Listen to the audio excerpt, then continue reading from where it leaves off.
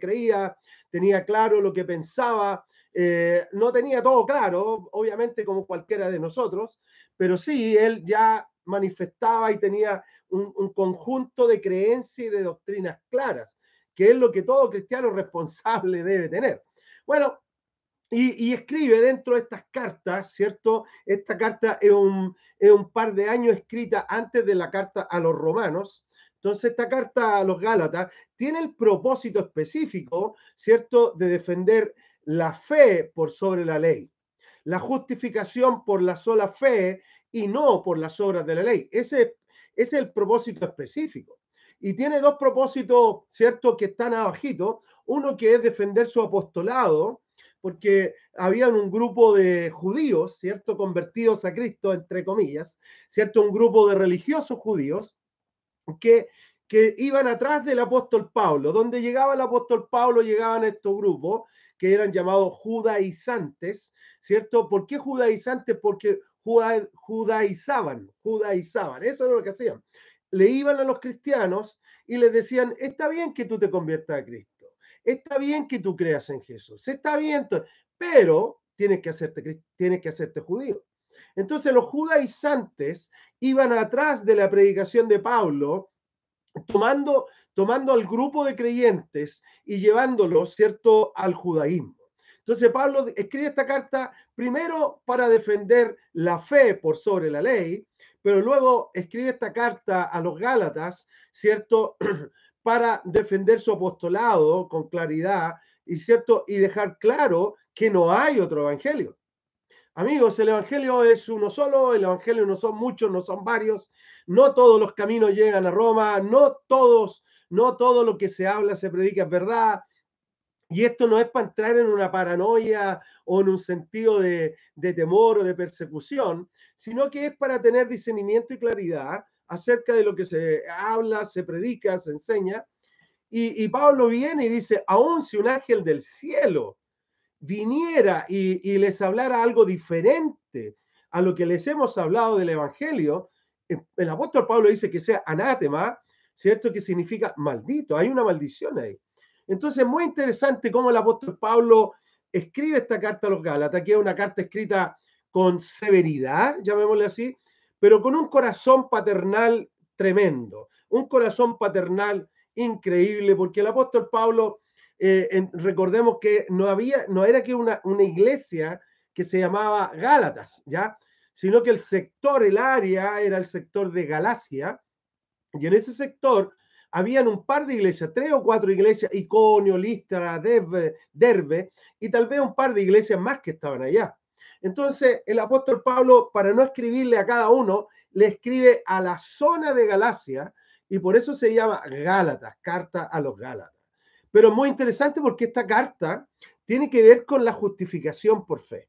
Y a veces obviamos, y tal vez tenemos un montón de personas en la iglesia que no entienden lo que es la salvación, que no entienden lo que es llegar a ser un hijo o hija de Dios. Y el apóstol Pablo de alguna forma viene a aclararnos en esta carta a los Gálatas y nos deja con muchas cosas en la mente. Voy a leer un par de versículos desde Gálatas 12. Ayer llegamos hasta Gálatas 16, pero voy a repasar un poquito Gálatas 12, o sea, Gálatas capítulo 4, versículo 12. Hoy día terminamos el capítulo 4, sí o sí lo vamos a terminar, pero dice así, en versículo 12 en adelante. Hermanos, le dice el apóstol Pablo, yo me he identificado con ustedes y les suplico que se identifiquen conmigo. Y no es que me haya yo ofendido en algo, porque algunos de ellos ya se habían vuelto atrás. Recordemos que el título, al menos yo le puse este título acá, del capítulo 4, es el riesgo de volver atrás. Porque Pablo esto era un grupo de gente idólatra, era un grupo de personas que practicaban la idolatría, ¿cierto? Había mucha idea y concepto en esa zona. Es una zona que hoy día es llamada Turquía, ¿cierto? Y de alguna forma había mucha idolatría. Entonces el apóstol Pablo dice, me da como cierto temor que ustedes vuelvan atrás. Entonces les suplico que se identifiquen conmigo y no es que me haya ofendido. Como bien saben, la primera vez que les prediqué el evangelio fue debido a una enfermedad. O sea, Pablo llegó ahí con una situación que le estaba aquejando Y dice, y aunque esta fue una prueba para ustedes, no me trataron con desprecio ni desdén. Lo que se habla, lo que se dice, no hay nada claro ni específico, pero lo que se dice es que Pablo tenía un problema ocular y que no podía ver bien y al parecer le salían como escamas, lagañas, no sé, le salía, no sé, líquidos contaminantes de su ojo. Tenía una infección a sus ojos. Entonces, para muchos podría haber sido tomado como una lepra, y recordemos que en ese tiempo la lepra era rechazada, era, ¿cierto?, aislada, pero esta gente de Galacia lo abrazaron, lo cuidaron y lo protegieron. Y dice, al contrario, me recibieron como un ángel de Dios, como si fuera Cristo mismo. Pues bien, ¿qué pasó con todo ese entusiasmo? Les dice. Me consta que de haberle sido posible, se habrían sacado hasta sus propios ojos para dármelo. O sea, Pablo le está primero dándole las gracias, honrándolos por lo que lo recibieron, por lo que lo cuidaron, pero también después dice, pero ¿qué pasó? ¿En qué momento ustedes se desviaron? ¿En qué momento ustedes tomaron otro camino? ¿Cierto? ¿Por qué de alguna forma fueron tomando otras decisiones? Y es el riesgo de volver atrás. Y luego yo encuentro este versículo que voy a leer ahora, que es el versículo 16, un versículo tremendo, poderosísimo, ¿ya? Y el apóstol Pablo dice en Gálatas 4:16, dice lo siguiente, y ahora resulta que por decirles la verdad me he vuelto su enemigo. Es muy interesante porque Pablo le está diciendo, ahora porque yo le estoy diciendo, vuelvan al camino, vuelvan a lo correcto, vuelvan a caminar con Jesús, ahora resulta que yo soy su enemigo. Entonces, yo mismo les presenté a Jesús y ahora les hago un llamado a volver a Jesús. Resulta que soy su enemigo. ¿Por qué ocurría esto? Porque este grupo de judaizantes, un grupo religioso altamente fariseico, ¿cierto? Legalista, ¿cierto? Condenatorio. Y este grupo de personas lo que hacía era poner cargas sobre los cristianos nuevos. Entonces le decía, está bien que tú camines con Jesús, está bien, pero tienes que hacerte judío. Ah, ya, ok. ¿Cómo me hago judío? Tienes que circuncidarte. Y después de circuncidarse, ahora que eres judío, tienes que guardar la ley, tienes que guardar las reglas, tienes que guardar las normas. Y ese era el problema concreto. El apóstol Pablo llegó para defender que la manera de cómo nos acercamos a Dios no es por la ley. La manera en cómo nos acercamos a Dios es por medio de Jesucristo. O sea, la Biblia dice con claridad, Pablo le escribe a Timoteo, que espero ya próximos años podamos estudiar la carta de Timoteo, pero Pablo le dice a Timoteo, Timoteo, ¿sabes qué? No hay otro nombre dado a los hombres en los cuales los hombres puedan ser salvos. Y ese es Jesucristo, no hay otro. Pero los judaizantes ponían cargas sobre ellos. Y al parecer estos hermanos de la iglesia en Galacia habían creído, habían sido influenciados por estos judaizantes y como que se estaban alejando de la gracia y de la fe para caer en un conjunto de normas y de reglas. Entonces, acá tenemos una problemática que hasta el día de hoy se ve en muchas iglesias o en muchos grupos cristianos que no tan solo basta con la sola fe, sino que quieren poner cargas sobre las personas. Entonces le dice, usted tiene que, usted tiene que, usted tiene que, y usted tiene que añadir, y usted tiene que más. Amigos, toda la Biblia dice que esto es por la sola fe. Así es como partimos todo esto. Entonces, Pablo está hablando, y aquí vamos a retomar, ¿cierto?, parte de lo que dejamos ayer, ¿cierto?, para terminar el capítulo 4, porque el versículo 17 dice esto, esos, pues hablando por los judaizantes, dice, esos que muestran mucho interés por ganárselo a ustedes, no abrigan intenciones sanas. Esos que los judaizantes que están buscando influenciarle no son sanos.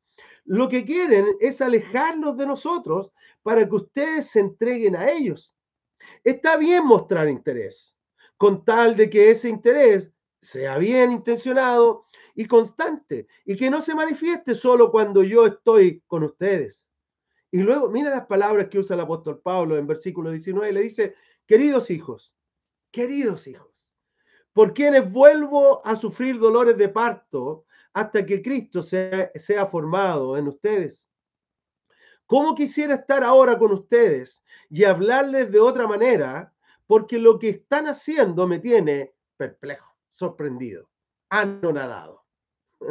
Entonces, claro, esta mezcla del evangelio de la fe, de la gracia, con la mezcla de las obras, con la mezcla de salir del centro del evangelio.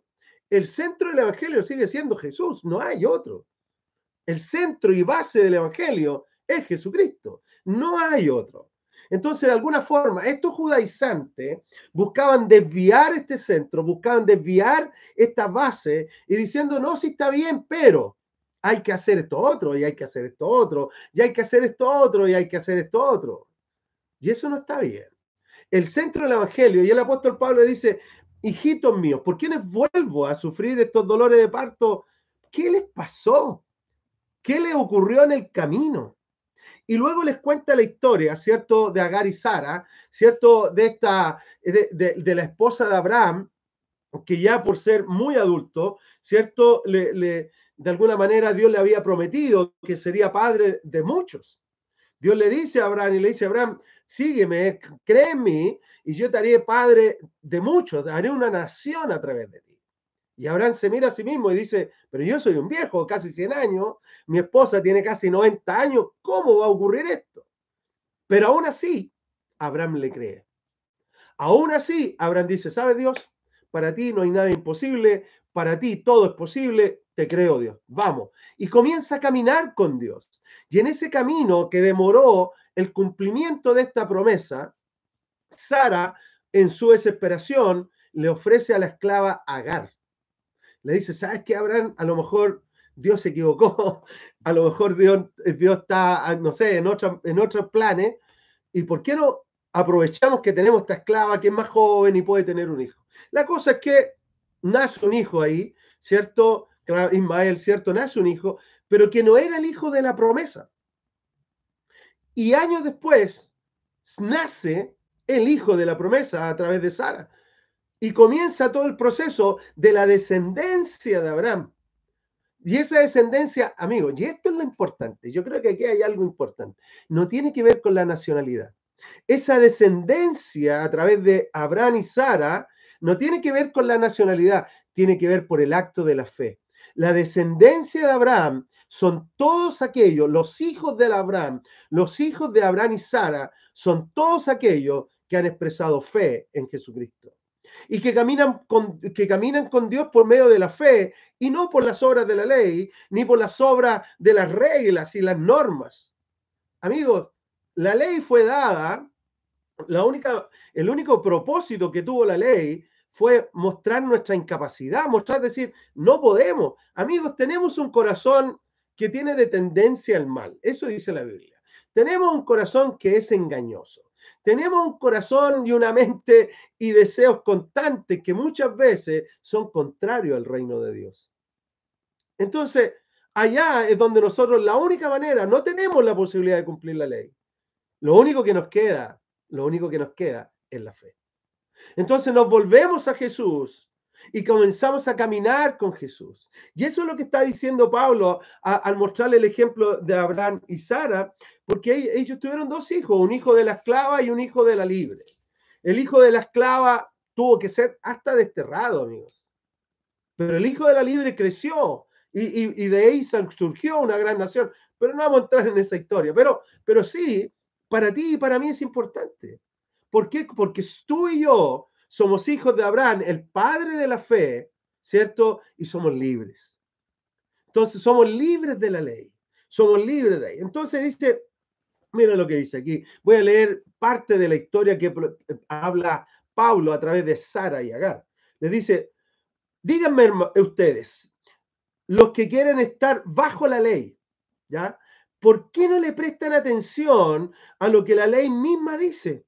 ¿Acaso no está escrito que Abraham tuvo dos hijos, uno de la esclava y otro de la libre? El de la esclava nació por decisión humana, ¿ya? El de la esclava nació por la impulsividad de Sara y Abraham al no ver que se cumplía la promesa de Dios. Por eso Pablo dice, nació por decisión humana. Pero el de la libre nació en cumplimiento de la promesa. Ese relato puede interpretarse en sentido figurado. Estas mujeres representan dos pactos. Uno que es Agar, que procede del monte Sinaí y que tiene hijos que nacen para ser esclavos. Y corresponde, esclavos. Agar representa el monte Sinaí en Arabia y corresponde a la actual ciudad de Jerusalén, porque junto con sus hijos vive por la esclavitud. Pero la Jerusalén celestial es libre y esa es nuestra madre, porque está escrito, tu mujer estéril que nunca ha dado luz, gritará de alegría. Tú que nunca tuviste dolores de parto, prorrumpe en gritos de júbilo, porque más hijos que la casada tendrá la desamparada.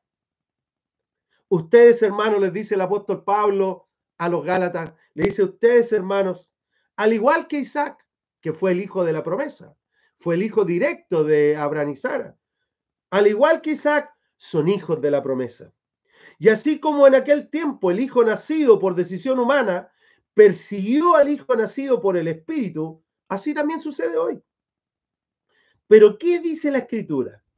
Echa de aquí a la esclava y a su hijo. El hijo de la esclava jamás tendrá parte en la herencia con el hijo libre. Así que, hermanos, no somos hijos de la esclava, sino que hijos de la libre. Entonces, Pablo les trata de aclarar que el mejor pacto no es la ley, porque en la incapacidad humana estamos esclavos a una naturaleza humana pecaminosa. Pero dice, los hijos de la promesa nacen en libertad. Entonces esa promesa se cumple hoy día a cabalidad con la llegada de Jesucristo. Y cuando llega Jesucristo a esta tierra, ¿cierto? Para tomar tu pecado, tomar mi pecado, tomar esta naturaleza que tiene una tendencia a alejarse de Dios, tomar nuestra naturaleza y darnos un corazón nuevo. Por eso en 2 Corintios 5:17 dice, ahora, amigos, las cosas viejas pasaron y ahora son todas hechas nuevas. El profeta proclama y le dice, les daré un nuevo corazón. Y eso es tan importante, amigos, porque de alguna forma, ¿cierto? Esta naturaleza que se aleja del corazón de Dios, ¿cierto? Tiene que volver a Dios. ¿Cómo volvemos a Dios? La única manera es por medio de Jesús. Entonces, no mezclemos cosas, ni tratemos de imponer cosas a otros, ni tampoco pongámonos cosas nosotros mismos.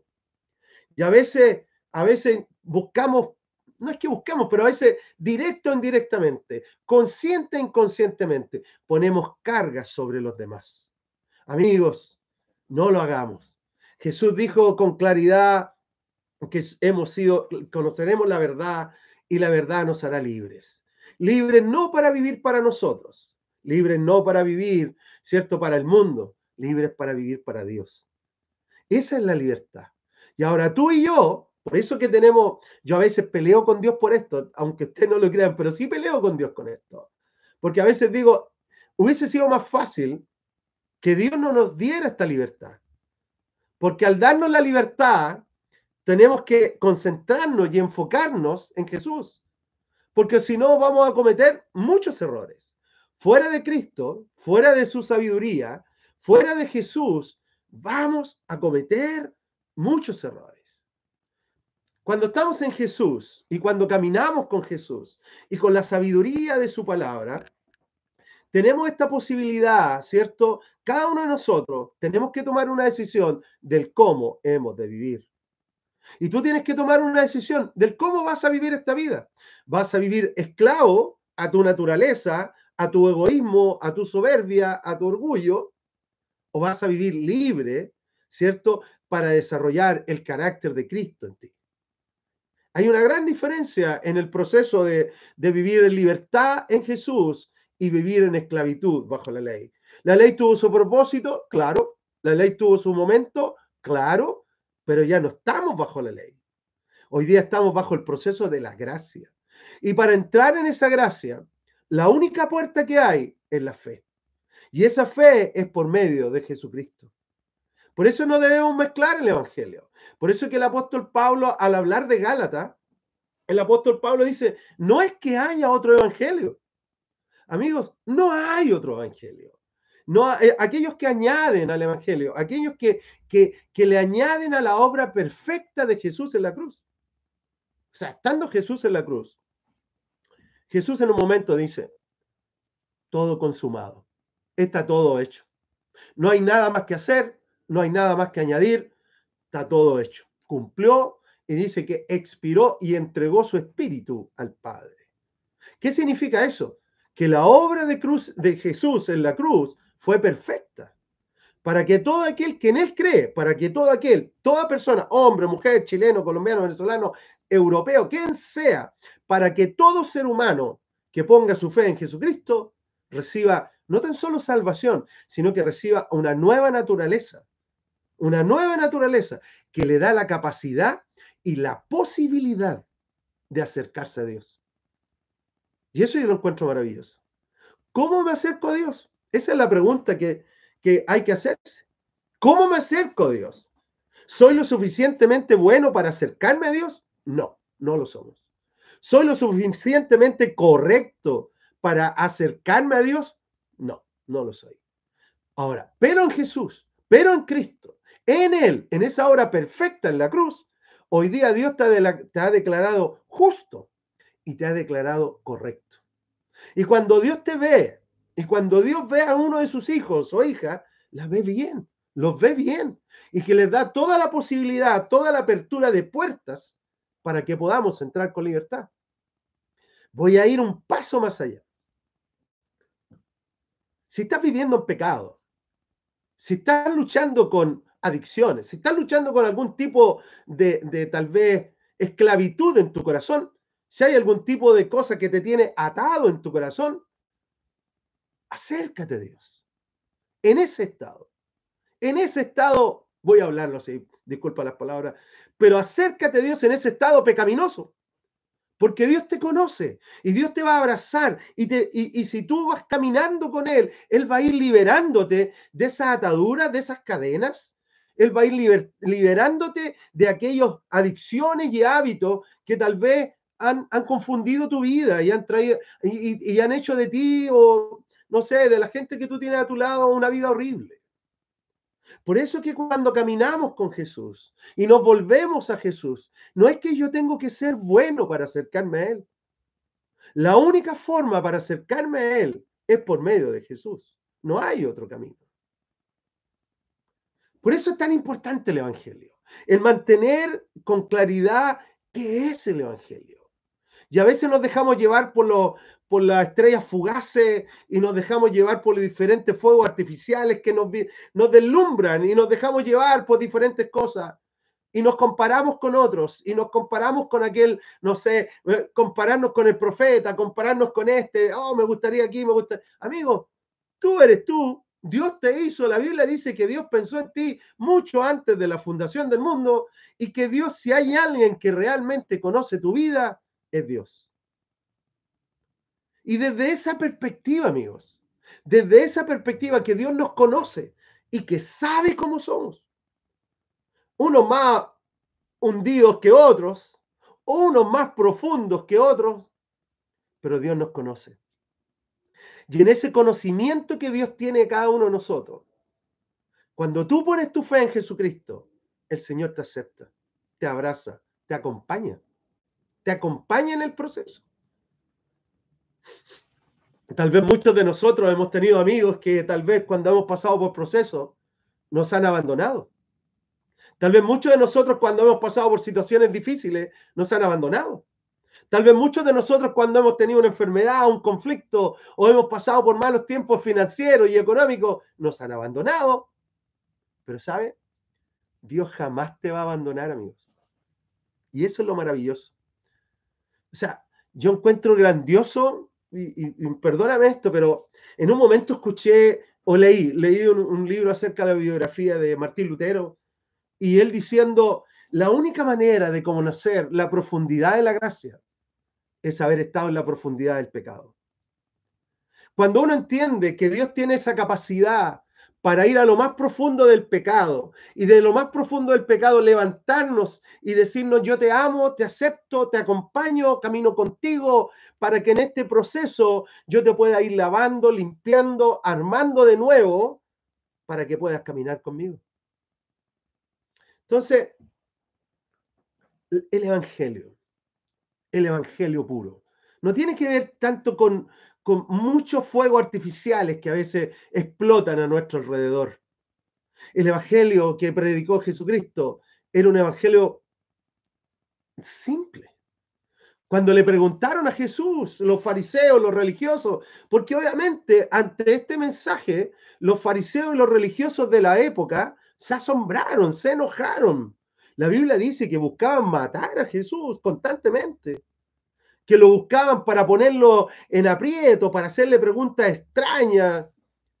Y en un momento uno de estos fariseos le pregunta, Jesús, entonces, ¿cómo tú resumes todo esto? ¿Cómo tú resumes todo lo que tú predicas? Jesús dijo, bueno, dos cosas. Ama a Dios y ama a tu prójimo como a ti mismo. Eso es. Entonces, la condición en que uno está, porque todo cristiano tiene sus luchas, amigo. No por ser cristianos vamos a abandonar nuestra naturaleza humana, porque nuestra naturaleza humana nos va a acompañar toda la vida. Y vamos a tener esta lucha constante en nosotros. Y a veces pasamos por momentos muy extraordinarios donde parece que todo es Dios y parece que todo momento es extraordinariamente bueno con Dios. Pero así también pasamos momentos complejos, donde no vemos a Dios y donde nos sentimos que Dios se olvidó de nosotros y donde sentimos que tal vez Dios nos dejó de lado y miramos al cielo y decimos, ¿dónde está Dios? Porque así somos. Y en ese estado del cómo somos, Dios ha decidido acompañarte. Y Dios ha decidido hacer un camino. Y Dios ha decidido decir, mira, yo sé que tú no puedes, yo sé que tú no tienes la capacidad en ti mismo, pero voy a enviar a mi hijo amado, voy a enviar a Jesús, para que por medio de él va a tomar tu falencia, él va a tomar tu pecado, él va a tomar tus maldades, él va a ser declarado injusto para morir en la cruz por tus pecados. Y ahora cuando tú expresas fe en esa cruz, en Jesús, tú tienes toda la capacidad para acercarte a mí, porque yo te voy a ver santo, no porque tú eres santo, sino que por medio de Jesucristo yo te veo santo.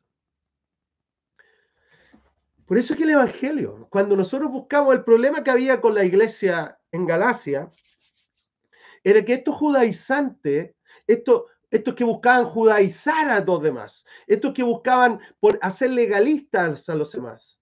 Y hoy día vemos iglesias que condenan, que legalizan, iglesias que si tú no haces esto, si tú no haces esto, si tú no... Hoy día con todo el mover de adoración que hay de repente, es que si tú no adoras de esta manera, es que si tú no haces de esta otra manera, amigo, no hay una manera correcta, hay un camino correcto. Y ese camino correcto es Jesucristo. Y por eso es que es tan importante mantenerse en el Evangelio. Y por eso es que es tan importante voy a usar esta palabra, y por eso es que es tan importante ser celoso con el Evangelio. Guardar el Evangelio, guardar el corazón y el centro del Evangelio, que sigue siendo Jesucristo. La Biblia dice que Jesucristo es el mismo de ayer, de hoy, y seguirá siendo el mismo por los siglos. Él es el camino, la verdad y la vida. Y son palabras que hemos ocupado y usado por tantos años, que a veces se nos olvida la importancia que tiene el Evangelio. Entonces Pablo le dice, hijos míos, le dice a la iglesia en Galacia, les dice, hijos míos, ¿qué les ocurrió? ¿Qué les pasó?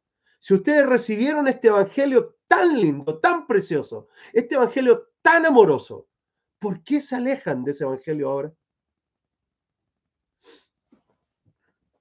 Mantente en el Evangelio. Que el Señor nos traiga luz acerca de estas cosas. Y que más allá de las situaciones que podamos estar viviendo, pasando, enfrentando, que podamos tener la firme convicción que el Señor está con nosotros. Porque así es. A veces nosotros nos sentimos solos, a veces nosotros sentimos que como que Dios ya no está con nosotros, pero esos son sentimientos humanos.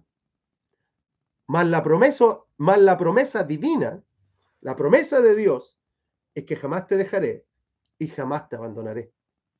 Esa es su promesa.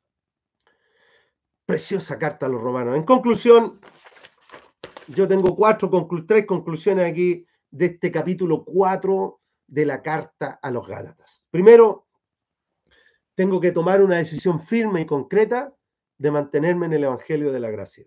Firme, concreta. No volver atrás. No dejar que otras voces me inunden. Mantenerme firme en el Evangelio de la Gracia de Dios. Número 2, que somos justificados o somos declarados no culpables, porque nosotros no somos inocentes. Somos declarados no culpables. La palabra justificación dice que somos declarados no culpables por medio de Jesucristo y no por las obras de la ley. Entonces, número 1, tomar la decisión de caminar en el Evangelio de la Gracia. Número 2, somos declarados no culpables por medio de la obra de Jesús en la cruz. No por la ley, sino por la fe en Jesucristo. Y número 3, somos herederos y parte de la herencia prometida a Abraham. Somos hijos de la fe. Somos hijos de la promesa en la fe. Bueno, queridos amigos, ya han pasado 32 minutos. Un gran abrazo a cada uno de ustedes. Maravillosa carta a los Gálatas. Viernes, sí, el viernes a las 10 de la mañana vamos a estar leyendo Gálatas capítulo 5 para que tú te vayas planificando también. Vaya leyendo Gálatas para que podamos ir leyéndonos juntos, ¿cierto? Y poder captar lo que Dios nos habla a través de estas cartas. Te invito a hacer una oración, que podamos hacer una oración y podamos, ¿cierto?, continuar nuestra mañana.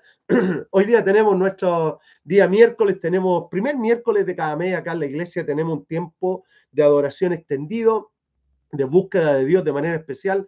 Así que te invitamos a venir hoy día a las 8 de la noche, ¿cierto? Tenemos nuestra reunión de semana de las 8 hasta como las 9:15, 9:30, no más allá de las 9:30. Pero vamos a orar. Padre, te damos gracias por tu palabra, gracias por el Evangelio, gracias por Jesús. Señor, porque por nosotros no teníamos ninguna posibilidad ni capacidad de acercarnos a ti.